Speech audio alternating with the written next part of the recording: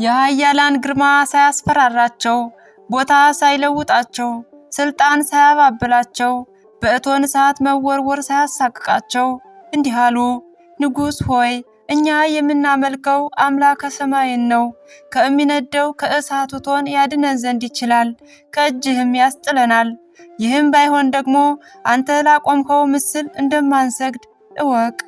ትንቢተ ዳንኤል ምዕራፍ 3 ከቁጥር 17 እስከ 28። የሦስቱ ሕፃናት አስደናቂ ታሪክ።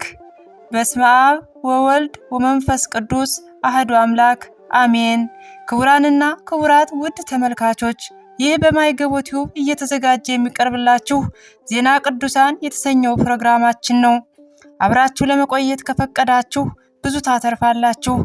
የከበሩ ጻድቃን ሰለስቱ ደቂቅ አናንያ፣ አዛርያ፣ ሚሳኤል ግንቦት 10 የዕረፍታቸው መታሰቢያ ነው። እነዚህም ሕፃናት ለይሁዳ ንጉሥ ለኢዮአቄም ልጆቹ ናቸው። ዳንኤልም ደግሞ የእህታቸው ልጅ ነው። የይሁዳ ንጉሥ ኢዮአቄም በነገሰ በ3ኛው ዓመት የባቢሎን ንጉሥ ናቡከደነጾር ወደ ኢየሩሳሌም መጥቶ ከበባትና በምርኮ ስር ወደቀ። በዚህም ጊዜ ንጉሡ ለጃንደረቦቹ አለቃ ለአስፋኒስ ከተማረኩት ከእስራኤል ልጆች ከነገስታቱና ከመሳፍንቱ ዘር ነውር የሌለባቸውን መልከ መልካሞችን በጥበብ ሁሉ የሚያስተውሉትን ዕውቀትም የሞላባቸውን አስተዋዮች የሆኑትን በንጉሡም ቤት መቆም የሚችሉትን አምጥቶ የከለዳውያንን ትምህርትና ቋንቋ ያስተምራቸው ዘንድ ነገረው። 3 ዓመትም ያስተምራቸው ዘንድ ያሳድጓቸውም ዘንድ ከዚያም በኋላ በንጉሡ ፊት እንዲቆሙ ከንጉሡ ማዕድ ከሚጠጣው ጠጅ በየዕለቱ ድርጓቸውን አዘዘላቸው። ከነዚህም መካከል ዳንኤል፣ አናንያ፣ አዛርያ፣ ሚሳኤል ነበሩ። የጃንደረቦቹ አለቃም ስማቸውን ለውጦ ዳንኤልን ብልጣሶር፣ አናንያንም ሲድራቅ፣ አዛርያንም ደግሞ አብድናጎ፣ ሚሳኤልንም ሚሳቅ ብሎ ጠራቸው። ዳንኤልም ከንጉሡ ማዕድ እንዳይበላ ከሚጠጣው ጠጅም እንዳይጠጣ በልቡ ጨከነ። ትንቢተ ዳንኤል ምዕራፍ 1 ከቁጥር 8። ከንጉሡ ማዕድም እንዳያበላቸውና እንዳያጠጣቸው አለቃውን ለመኑት። ስለ መብልና ስለ መጠጥ እግዚአብሔርን እንዳይረሱ አስቀድመው ራሳቸውን በጾም አዘጋጁ። እግዚአብሔርም በባለሟል አለቆች ፊት ቸርነቱን አደረገላቸው። የባለሟሎች አለቃም እኔ ጌታዬን እፈራዋለሁ፣ የምትበሉትን እና የምትጠጡትን ምግባችሁን ስላዘዘ በባልንጀሮቻችሁ እናንተን ከስታችሁ ቢያያችሁ ንጉሥ ራሴን ይቀጣኛል አለ። እነርሱም በእነሱ ላይ የተሾመውን አሚሳድን እንዲህ አሉት፣ እኛን ባሮችህን 10 ቀን ፈትነን የምንበላውን ጥራጥሬ የምንጠጣውን ውሃ ስጠን። ከዚህም በኋላ የእኛን ሰውነትና ከንጉሡ ማዕድ የሚበሉትን ብላቴኖችን ተመልከት። ከዚያም በኋላ የወደድኸውን አድርግ አሉት። በእውነት አናንያ፣ አዛርያ፣ ሚሳኤል እንዲሁም ዳንኤል በአምላካቸው ያላቸውን እምነትና ለጾም የሰጡትን ቦታ ያሳያል። እርሱም እሺ ብሎ ቢፈትናቸው እውነትም ስጋን እየበሉ ወይንን ከሚጠጡ ይልቅ ወፍረው አምረው ተገኙ። ከዚህ በኋላ አሚሳድም የሚበሉትን እየወሰደ ጥሬ ይሰጣቸው ነበር። የጾም ጥቅም የገባቸው ጥበበኞች። የጥበብ ባለቤት እግዚአብሔርም ዕውቀትንና ጥበብን መጽሐፍትን በማንበብ ሁሉ ማስተዋልን ሰጣቸው። ከዚህ በኋላ ንጉሡ ያዘዘው ቀን በተፈጸመ ጊዜ ወደ እርሱ አመጧቸው። የባለሟሎች አለቃም ወደ ንጉሡ ናቡከደነጾር አገባቸው። ንጉሡም ጠየቃቸው። በሰው ሁሉ ዘንድ እንደ አናንያ፣ አዛርያ፣ ሚሳኤልና ዳንኤል ያለ አልተገኘም። በንጉሡ ፊት ቆሙ። ንጉሡም የፈለገውን የምክርና የጥበብ ነገር ሁሉ በግዛቱ ካሉ ጠንቋዮችና አስማተኞች ሰዎች ሁሉ ይልቅ በእነርሱ ዘንድ 10 እጥፍ አገኘ። እጅግም አድርጎ ወደዳቸው። ወዷቸውም አልቀረም፣ በባቢሎን አገር ሁሉ ላይ ገዢዎች አድርጎ ሾማቸው። በባዕዳን ምድር ሞገስን አገኙ። ከዚህ በኋላ ንጉሥ ናቡከደነጾር በነገሰ በ18ኛው ዓመት ቁመቱ 60 ክንድ ወርዱም 6 ክንድ የወርቅ ምስል ሰርቶ በባቢሎን አውራጃ በዱራ ሜዳ ቆመው። ንጉሱም ሰዎች ሁሉ ለዚያ ምስል እንዲሰግዱ አዘዘ። አዋጅም አስነገረ።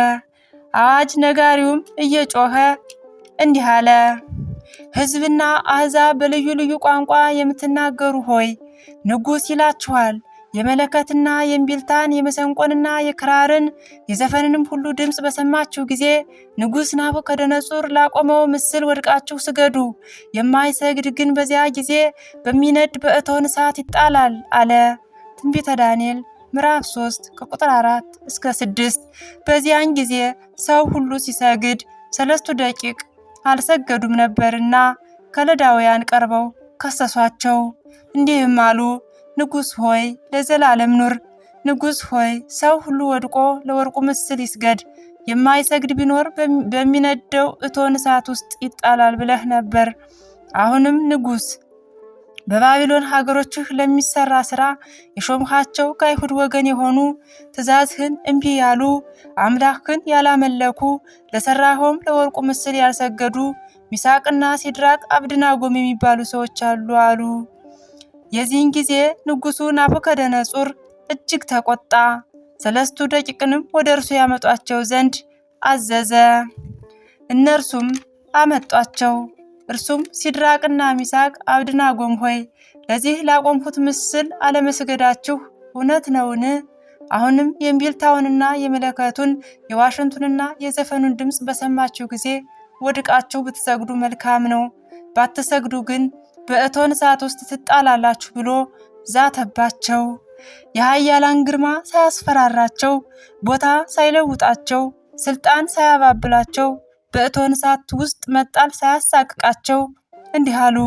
ንጉሥ ሆይ እኛ የምናመልከው አምላክ በሰማይ አለ። ከሚነደው ከእሳቱ እቶን ያድነን ዘንድ ይችላል፣ ከእጅህም ያስጥለናል። ይህም ባይሆን እንኳን ላቆምኸው ምስል እንደማንሰግድ እወቅ አሉት። 3 ደቂቅ ስለ ሃይማኖታቸው ጨከኑ።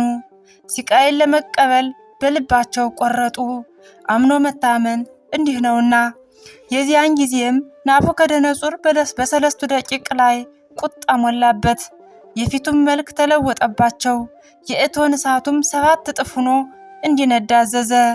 አስረው እንዲወረውሯቸው ኃያላን ሰዎችን አዘዘ።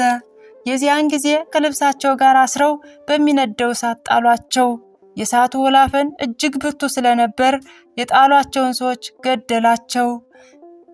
እነዚህም 3 ደቂቅ ግን ታስረው በሚነደው በእቶን እሳት ውስጥ ወደቁ። በእሳቱ መካከል ሆነው የልብሳቸው ጫፍ እንኳን ሳትነካ እንዲህ ብለው አመሰገኑ። እግዚአብሔር ከሞትና ከሲኦል እጅ አድኖናልና፣ ከሚነድም ከምድጃው እሳት አስጥሎናልና፣ ከነበልባሉ መካከል አውጥቶናልና። ለእግዚአብሔር ተገዙ፣ ስሙንም አመስግኑት፣ ቸር ነውና ምሕረቱ ለዘላለም ነውና። ትንቢተ ዳንኤል ምዕራፍ 3 ከቁጥር 67። ንጉሥ ናቡከደነጾር ሲያመሰግኑ ሰምቶ እጅግ ተደነቀ። ፈጥኖም ተነሳና አማካሪዎቹን 3 ሰዎች አስረን ጥለን አልነበረምን? አለ። አዎ እውነት ነው ንጉሥ ሆይ አሉት። እኔ የተፈቱ 4 ሰዎች በእሳት መካከል አያለሁ፣ ምንም የነካቸው የለም። የ4ተኛው መልክ የእግዚአብሔር መልክ ይመስላል አለ። ክብር ይግባውና የእግዚአብሔር መልአክ ቅዱስ ገብርኤል ነበር።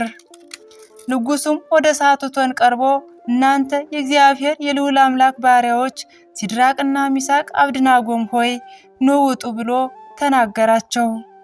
እነሱም ወጡ። የራሳቸውን ፀጉር እንኳን እንዳልነካ ሁሉም ተሰብስበው አዩ። ንጉሥም በፊታቸው ለእግዚአብሔር ሰገደ። አቤት በዚያች ሰዓት የ3 ደቂቅ ደስታ ምን ያክል ይሆን! ለጣዖት ስገዱ ሲል የነበረ ኃያል አረመኔ ለእግዚአብሔር ሲሰግድ ከማየት በላይ ምን ያስደስታል! ንጉሡም መልሶ እንዲህ አለ። መልአኩን የላከ ከአምላካቸውን በቀር ማንንም አምላክ እንዳያመልኩ ለእርሱም እንዳይሰግዱ ሰውነታቸውን አሳልፈው የሰጡትን የንጉሡንም ቃል የተላለፉትን በእርሱ የታመኑትን ባሪያዎቹን ያዳነ የሲድራቅና ሚሳቅ የአብድናጎም አምላክ ይመስገን። እንደዚህ የሚያድን አምላክ የለምና።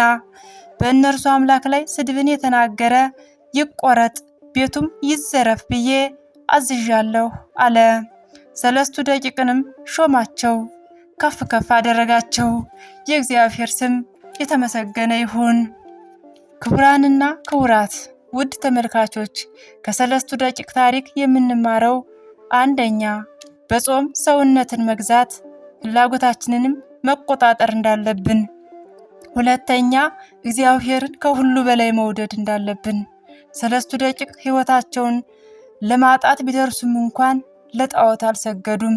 ሶስተኛ በፈተና ጊዜ መጽናት እንዳለብን፣ አራተኛ እግዚአብሔር ታማኞቹን እንደሚጠብቅ፣ አምስተኛ በመከራ ውስጥ እግዚአብሔርን ማመስገን እንዳለብን እንማራለን። የዛሬው ፕሮግራም እዚህ ላይ አብቅቷል። ሰላማችሁ ይብዛ።